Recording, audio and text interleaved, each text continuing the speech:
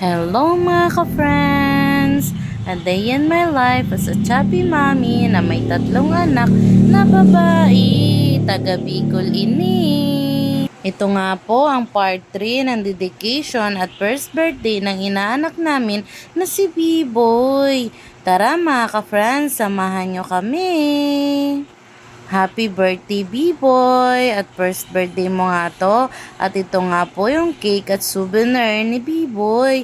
At natatawa nga kami sa cake mga ka-friends. Kasi ang pinagawa talaga ng tita ko ay kulay orange kasi ang team niya basketball. Pero ang dumating ay kulay blue.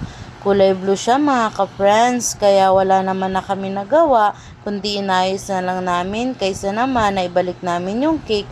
Pero sana next time tumupad kayo sa usapan. Kaysa naman mga ka-friends, binalik namin yung cake tapos walang cake si B-Boy. 'Di ba mga ka-friends? Kaya dapat tayo ay maging maunawain at mahabang pasyensya sa lahat ng bagay. Dahil dyan, nag-selfie nga kami mga ka-friends. At dahil sa kainitan na naramdaman ko, ay tinali ko nga yung buhok ko mga ka-friends. Pero dahil magsi-selfie, linugay to ng ka-friends nyo. Ano daw? Tara mga ka-friends, samahan nyo kami.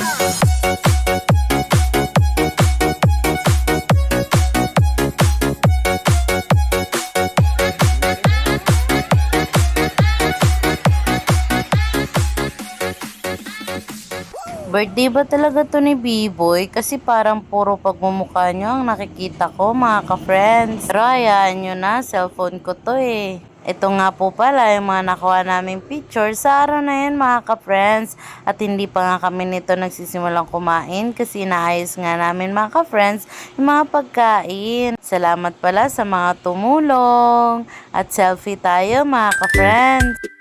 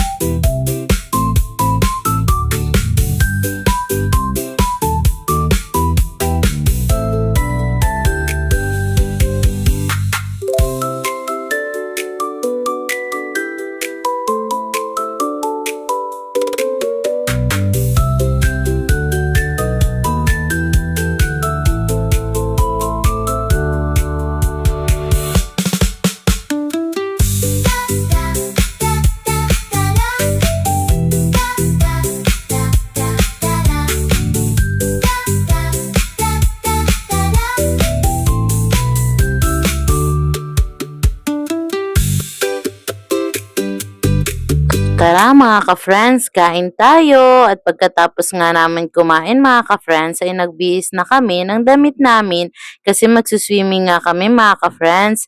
Kaso hindi pa kami nakapag-swimming kasi nagkwentuhan muna kaming tatlo at ngayon lang kami ulit nagkasama. Pero yung mga kasama naming mga bata mga ka-friends ay mga naligo na sila sa swimming pool. Ay na naman ang ka-friends nyo at nagpapakyut na naman sa camera. Hayaan nyo na, cellphone ko yan. Tara mga ka-friends, samahan nyo ko at pupuntahan natin yung mga bata na naliligo sa swimming pool. Alam nyo ba mga ka-friends, kung meron man kayong occasion, birthday celebration na gusto nyo kasama ay ang family nyo, ay i-recommend ko sa inyo ang Lusbugan sa Iwit-Iwit. Isang napakagandang lugar to para sa inyong family. Private to mga ka-friends, kaya kung i-rent nyo to ay kayo lang talaga ang nasa loob at wala nang iba. Hindi sila magwe-welcome ng iba pang guest kasi naka-rent na nga kayo mga ka-friends kasi private full siya. Pwede rin siyang overnight, pero iba nga lang yung rate ng overnight mga ka-friends, pero sulit talaga ang bayad nyo. Kasi kahit gabi, masarap maligo dyan mga ka-friends. Makikita nyo pag sinend ko na o na-post ko na yung vlog tungkol sa birthday natin. Salamat mga ka-friends! At may part 4 pa nga to mga ka-friends kasi ito ay dedication pa lang at kainan. Meron pa tayo birthday celebration ng inaanak namin na si B-Boy. Kaya salamat sa panonood. Abangan nyo ang part 4 mga ka-friends. At ipopost din natin to bukas. Bye-bye!